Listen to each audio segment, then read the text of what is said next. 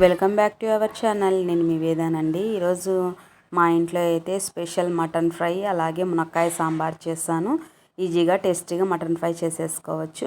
ముందుగా ఒక బాండీ తీసుకొని అందులో 1.5 గరిటె ఆయిల్ వేస్తున్నాను. పెద్ద సైజు ఆనియన్ 2 ఇలా కట్ చేసుకొని ఫ్రైడ్ ఆనియన్ చేసుకుంటున్నాను. అందులోకి 2.5 స్పూన్ అంతా అల్లం వెల్లుల్లి పేస్ట్ వేసి బాగా వేయించుకుంటున్నాను. అల్లం వెల్లుల్లి పేస్ట్ బాగా ఆయిల్లో మగ్గిపోవాలి. తర్వాత గుప్పెడు కరివేపాకు తీసుకొని ఇందులో వేస్తున్నానండి. నేనైతే కరివేపాకు వేస్తాను, మీకు వద్దు అంటే స్కిప్ చేసేసేయండి. నేను మటన్ని 5 విజిల్స్ 3 కాదు 5 విజిల్స్ పెట్టుకొని 2 గ్లాసుల వాటర్ వేసుకొని బాగా ఉడకనిచ్చానండి. మెత్తగా ఉడికిన తర్వాత ఆ వాటర్తో సహా ఇందులో వేసేయండి.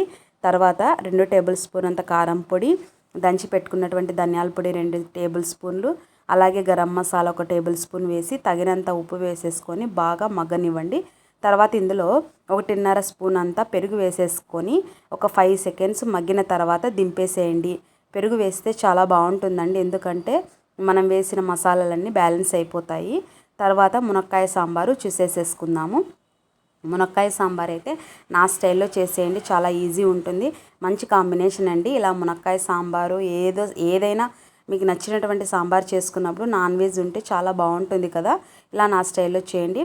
నేను 1 కట్ట మునక్కాయలు 5 వచ్చాయి. ఇవి 1 గ్లాస్ వాటర్లో పసుపు సాల్ట్ వేసుకొని ఉడికించుకున్నాను. తర్వాత ఒక బాండి తీసుకొని 1.5 గరిటె ఆయిల్ వేయండి. ఎండుమిర్చి ఒక 5 వేయండి.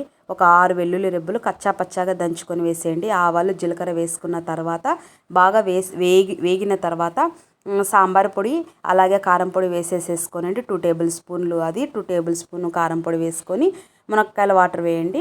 నేను ఈ పప్పు మిశ్రమాన్నండి ఇందులోకి 3 టమాటాలు, నిమ్మకాయ సైజ్ అంత చింతపండు, 2 టీ గ్లాస్ అంత కందిపప్పు వేసి ఒక 1/2 లీటర్ వాటర్ వేసుకొని 5 విజిల్స్ పెట్టి ఉడికించుకున్నాను. ఇలా ఉడికిన పప్పు అంతటిని ఇందులోకి యాడ్ చేసి కొత్తిమీర అలాగే కరివేపాకు సాల్టు అన్నీ వేసుకోనండి. గుప్పెడు బెల్లం వేసుకోనండి.